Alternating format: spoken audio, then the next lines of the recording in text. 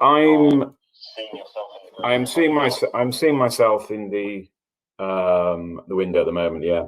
Yes, perfect. One of my colleagues should appear in the system and talk you through there from it. And Yeah. just give a while back. That's all right. Yeah.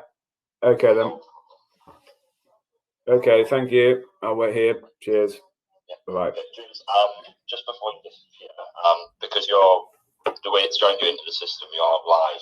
I'd say just start presenting, and we'll make sure that ends running. Okay, you want me to just kick off then? Yeah. Okay. Okay.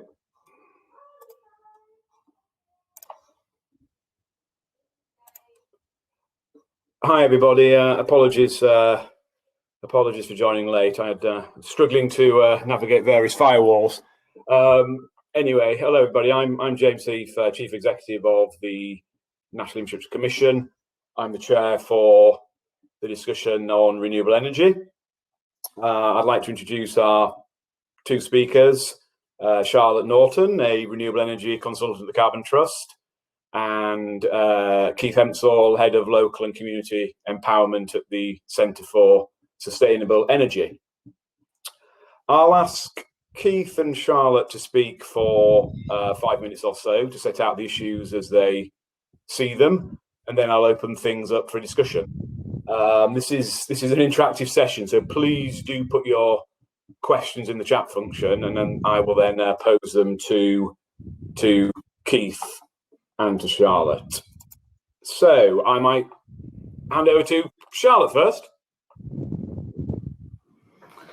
Hi everyone, thanks for that, James. So yes, as James said, my name's Charlotte Norton. I am a renewable energy consultant within the Cities and Regions team at the Carbon Trust.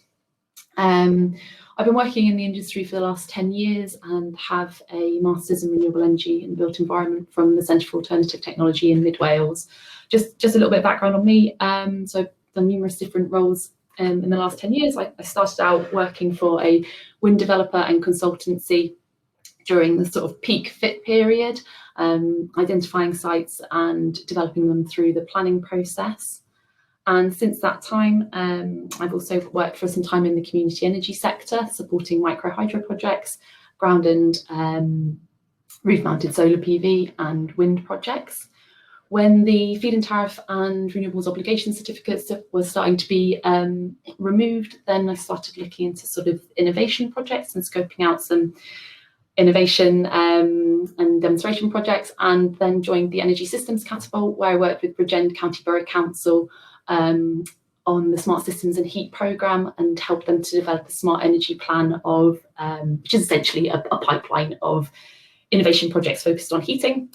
And in the last 2 years, I've been at Carbon Trust, and I spend the majority of my time working on what's called the Welsh Government Energy Service. It's a Welsh Government programme which provides support to the community and public sector. It has numerous outputs, but sort of the core focus is on developing and delivering renewable energy and energy efficiency projects within those two sectors. And so that gives me quite good insight into some of the challenges that face the public sector in particular, with these projects, but also some of the opportunities, around the land that you have available, the desire to actually act on the climate emergency, but also, as I say, some of the challenges around sort of capacity within the public sector to actually take this on alongside your day job. I'm never going to pretend that renewable energy projects are easy. They're not. And they're difficult for any sector, the private sector, the community sector, and the public sector. And I found that each sector has its own challenges. But there are rewards too, and it's a great sort of industry to work on that basis. Outside of the energy service, I've also been supporting local planning authorities to develop the evidence bases to feed into their renewable energy planning policy, which is an interesting area as well. How the public sector, as well as developing their own projects, can support that sort of development of the industry more widely. So yeah, I'm happy to take questions on any elements of renewable energy projects, whether it's around sort of business models or the development process. Please just fire away any questions. Okay, over to you, Keith. Thank you, Charlotte. Over to Keith. Oh, hello. Good morning, everybody. My name's Keith Hempshall. I work in the local and communities team at the Centre for Sustainable Energy.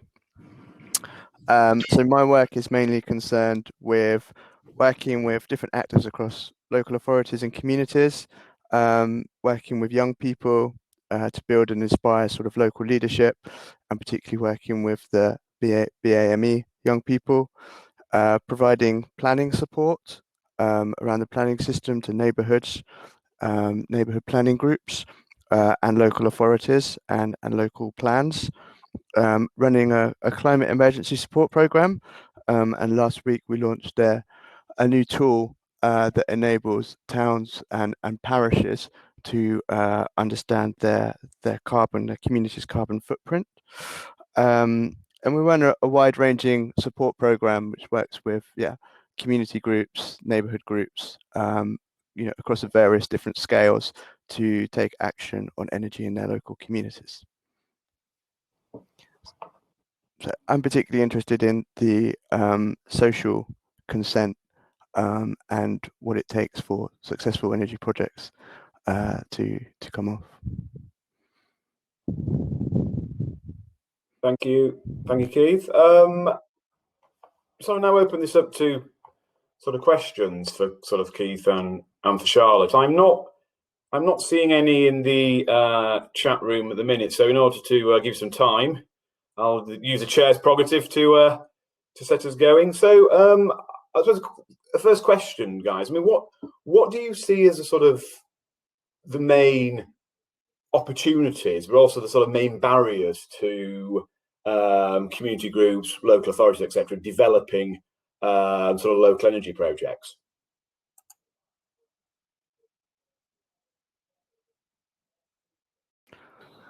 Should I?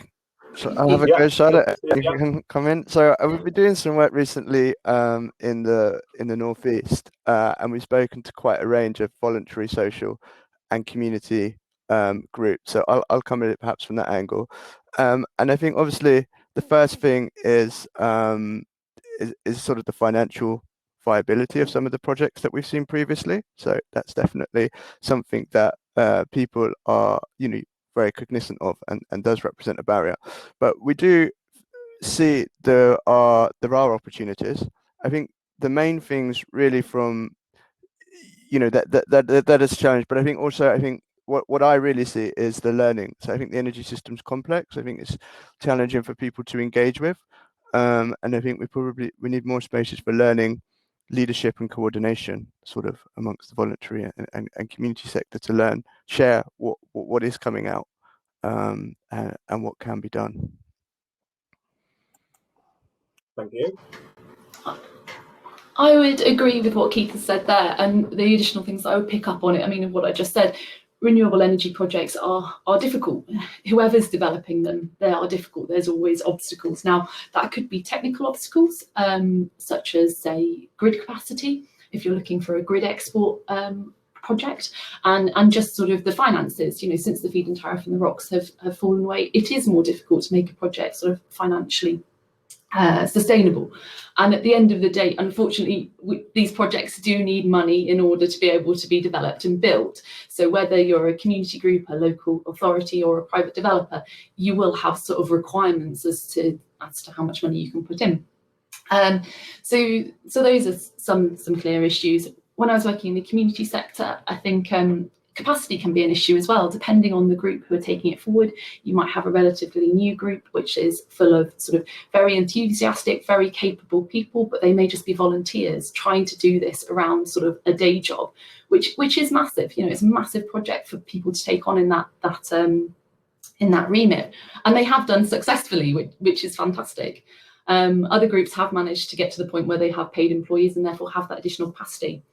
I think the capacity issue is also comes up with local authorities as well. A lot of local authorities are now looking to develop renewable energy projects, which is brilliant. They're looking to show leadership and act on the climate emergency, but they are also having to try and take this on alongside the day job. And I think, again, trying to communicate to sort of the highest levels of the local authority that these projects do require resource and work and time, and they've probably got people capable of taking them forward, but just making sure that people aren't overloaded, who haven't got too much to do. You know, they need time to navigate these projects.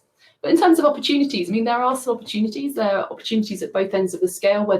If you go for the smaller scale, then the sort of private wire arrangement is a really good way to make sure that projects can get sufficient income.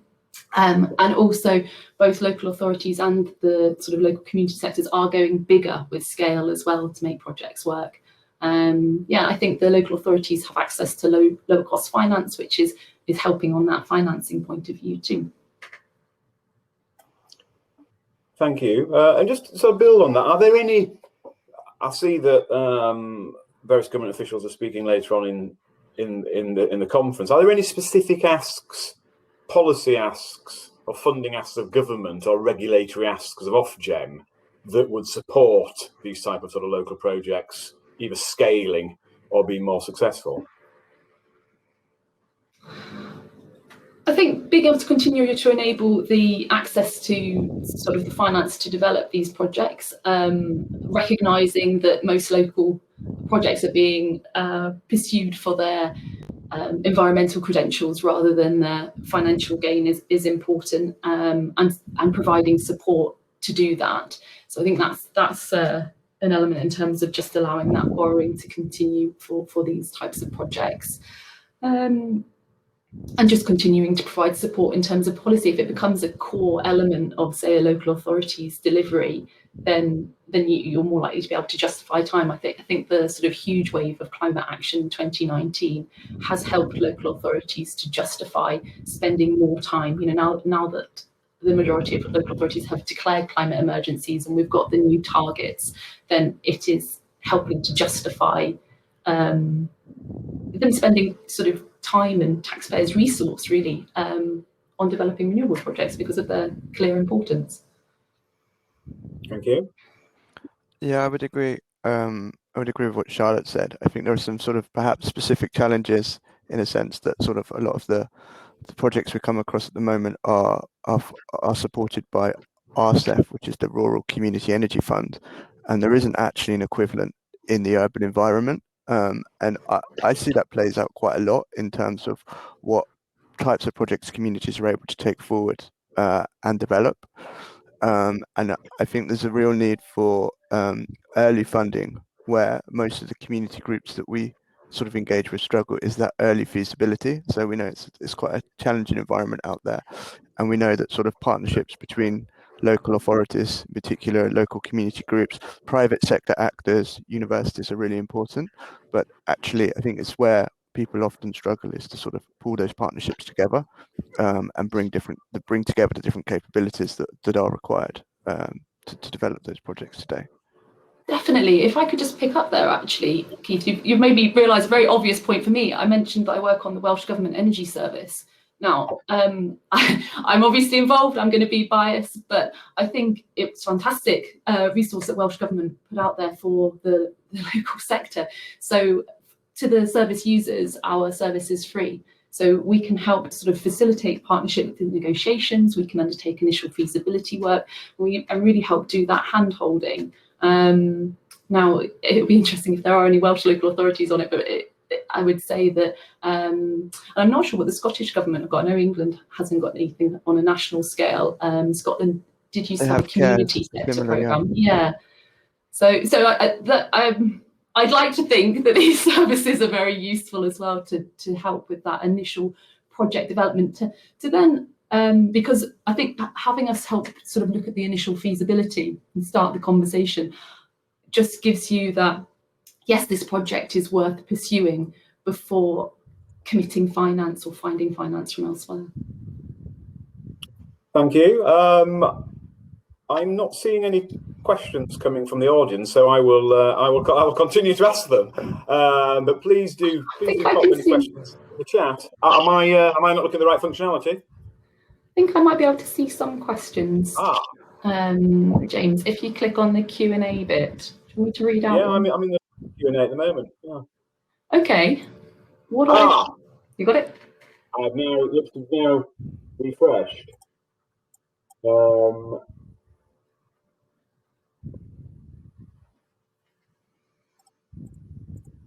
There's one I can see from Brian, but it's cutting off. If you guys can see it, So at just 10:42.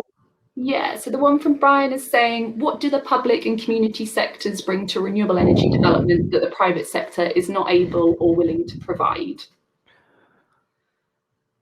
Do you want to go first, Keith, or do you want me to jump in? Yeah, sure. I mean, I think I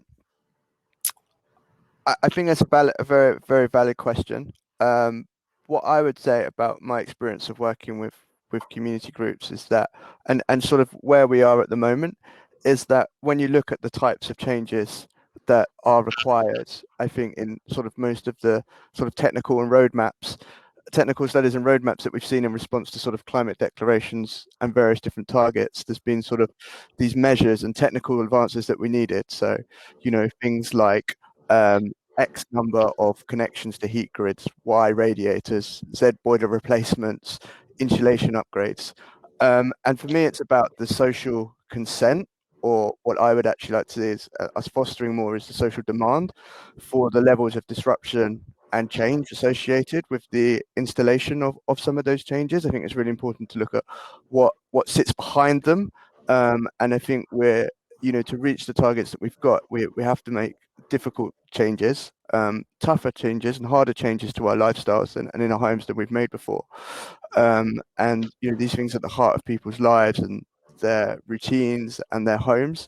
So I think for me, it's about galvanizing that community leadership, offering people value and the opportunity to be part of leading that process and directing that process, rather than necessarily feeling like it's going to happen to them, because I just don't see that we'll be able to bring about the scale of transformation that we need if that is the case.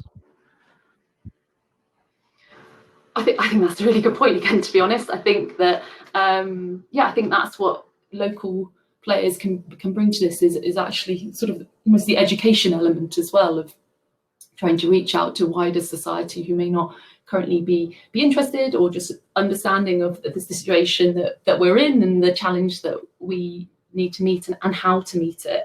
I think that the community energy sector has done an awful lot on trying to educate local communities, and I think that's a role that local authorities are doing more and more of as well, to be honest. A lot of the projects that I'm supporting through the Welsh Government Energy Service, that is an element that the local authorities would like to integrate into their projects, is that education element. We've done I think as a country, the UK has done a great job of decarbonising the electricity network. We've got more to do, but we've done a fantastic job of it. When it comes to heating and transport, it's going to be more challenging because we need more people on the ground to make those decisions themselves, rather than them being made at the network level. So yeah, I think that is something that the community and local sector can bring.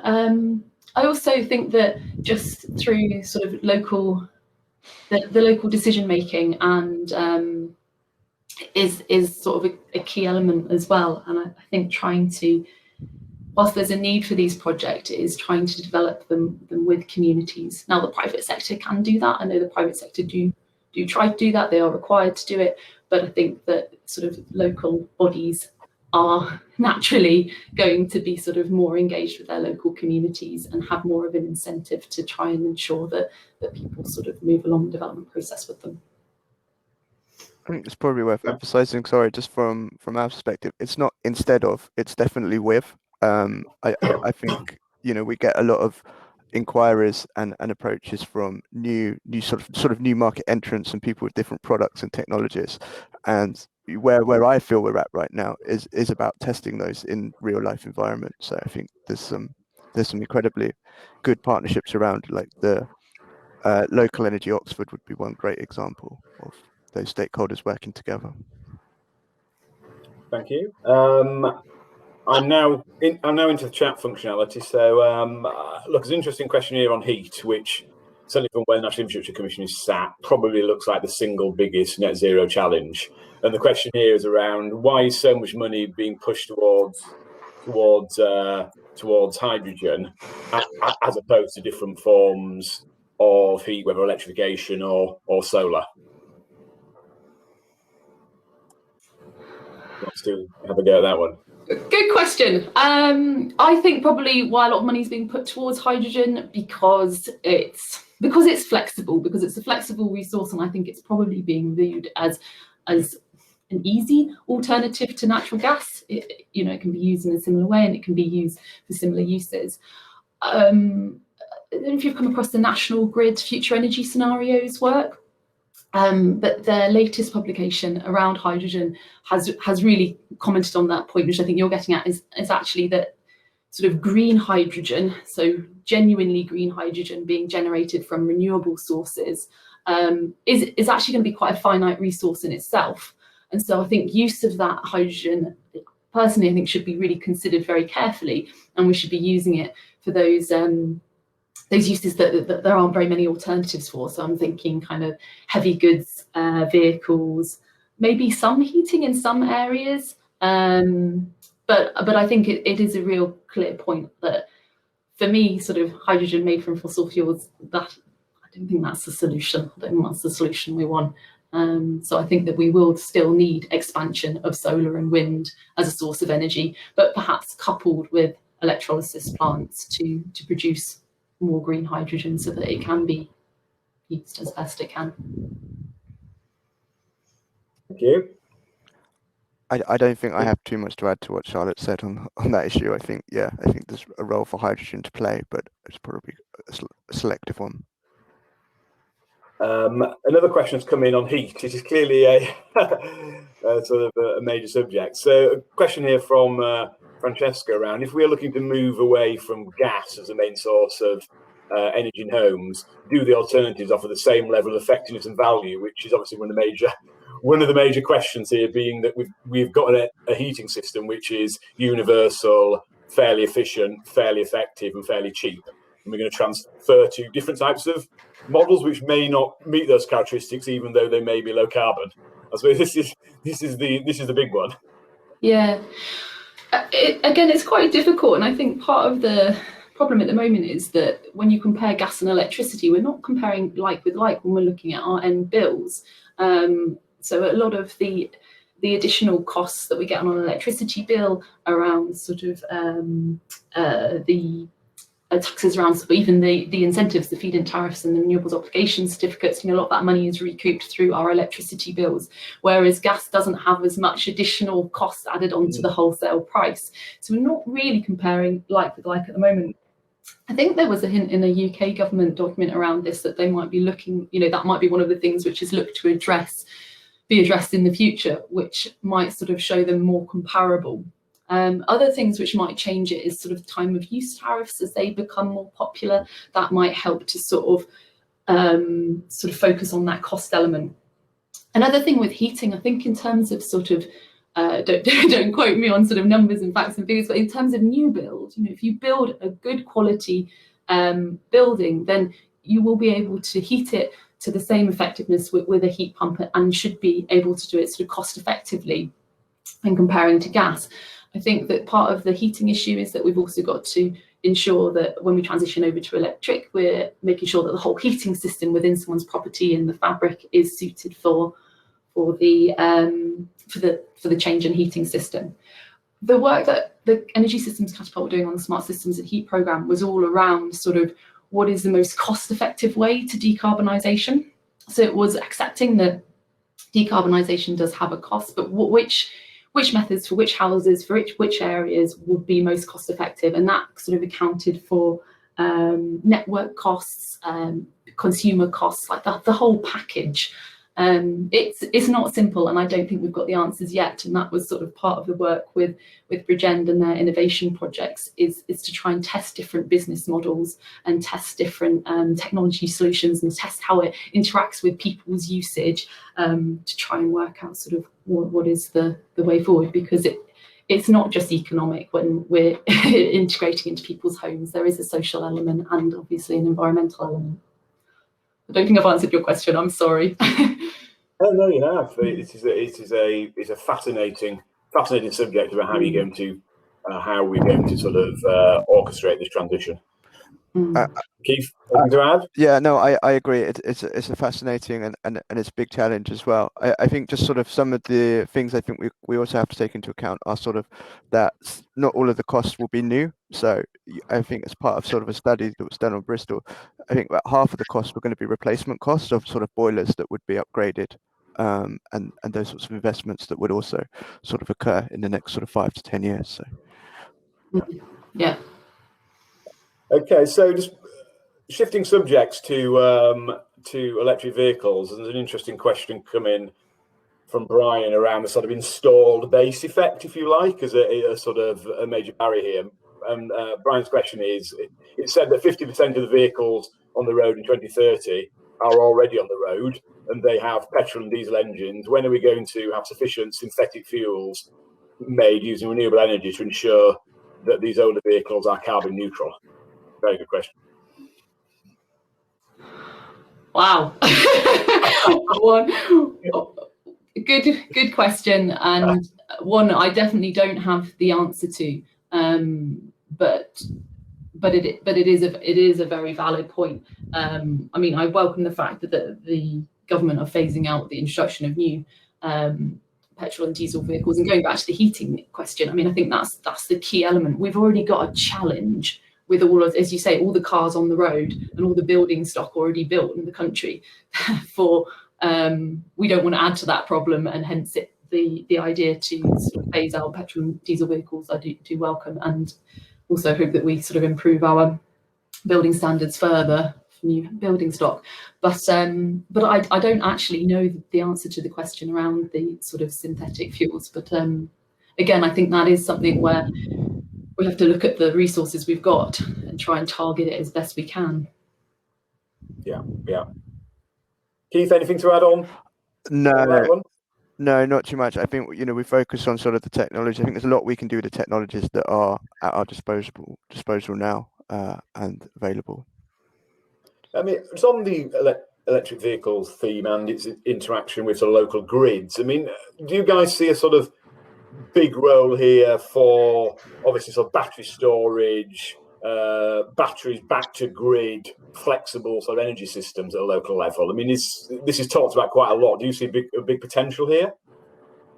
Definitely, yes, I would say there is massive potential there, and that sort of flexible energy system and moving energy back and forth, I think that is going to be a key element. Okay. I may then just do a sort of final quick question for Keith and for Charlotte. I mean, what's the most important thing that needs to happen in the next 12 months to make your vision for local energy sort of come true? Quick fire answers. That's it, about 10 seconds each. I mean, Sorry. Sort of looking at what's out there and what's available now, I would say sort of getting the green home grants right would be something that's very much within sort of the space, and that's possible. And we know there's sort of many challenges associated with those. We welcome the initiative, and I think what we've said here is that there's a huge need for that. Sorry. Yeah. Thanks, Keith. And I'd say just turning the declarations and strategies into action. That's what we need to do. Thanks both. Thanks for your time. Really good session. Thanks very much.